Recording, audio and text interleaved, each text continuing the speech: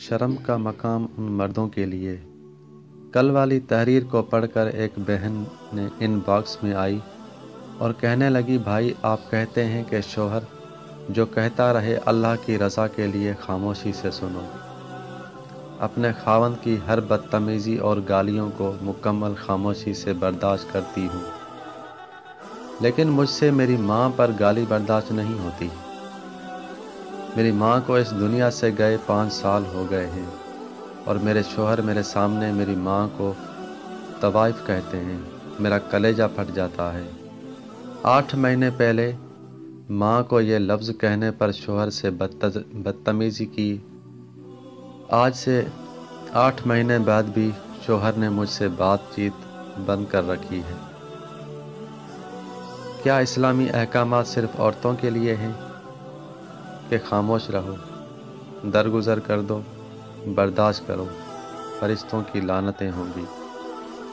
بہن مزید کہنے لگی کہ میرے خاوند کو میری ماں سے یہ گلہ ہے کہ بڑا داماد کو جہیز میں بائک دے دی اور مجھے نہیں دی، حالانکہ جب بڑی بہن کی شادی ہوئی اس وقت حالات بہتر تھے، لیکن پھر بابا کا انتقال ہو گیا، میری ماں نے قرض لے کر میری شادی کی، لہٰذا زیادہ سامان نہ دے سکی۔ کل تحریر کے اندر لکھا تھا کہ ایک شوہر سب کچھ برداشت کر سکتا ہے لیکن بیوی کی اونچی آواز شوہر سے برداشت نہیں ہوتی، اور دوسری طرف یہ بھی حقیقت ہے کہ ایک بیوی سب کچھ برداشت کر سکتی ہے لیکن اس کے گھر والوں کو برا بھلا کہنا یہ برداشت سے باہر ہوگا، بلاخصوص ماں اور باپ کے لیے۔ آپ لوگوں نے سنا تو ہوگا ہی کہ کسی کی آہ نہیں لینی چاہیے۔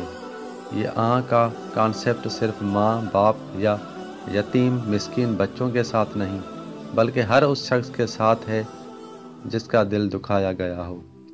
اس کے اندر محرم، غیر محرم، تمام رشتہ دار، دوست و اقارب اور تمام دنیا کے لوگ شامل ہیں۔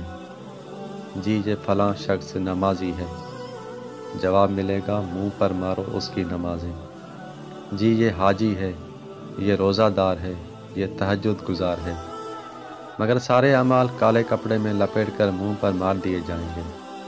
جواب ملے گا کہ پہلے اس شخص سے معافی لے کر آؤ جس کا دنیا میں دل دکھایا تھا، جو آنکھ دنیا میں تمہاری وجہ سے روئی تھی۔ ذرا ایک بار ہم سوچ لیں کہ اگر بیوی نے وہاں معاف کرنے سے انکار کر دیا تو ہمارا کیا ہوگا؟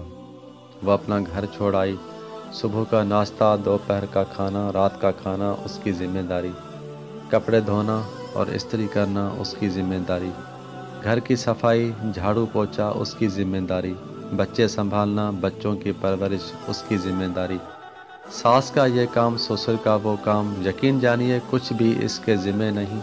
مجھے چھوڑیں کہ سالک، شفیق، یہ آپ کیا کہہ رہے ہیں؟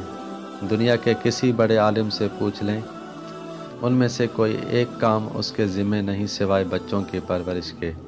وہ انکار کر دے اسے کوئی گناہ نہیں ہوگا، لیکن وہ یہ سب کرتی ہیں اور اس کے باوجود اسے گالیوں سے نوازنا، اس کے گھر والوں کو گالیاں دینا، سب کے سامنے اس کی تذلیل کرنا کہاں کی عقل مندی ہے؟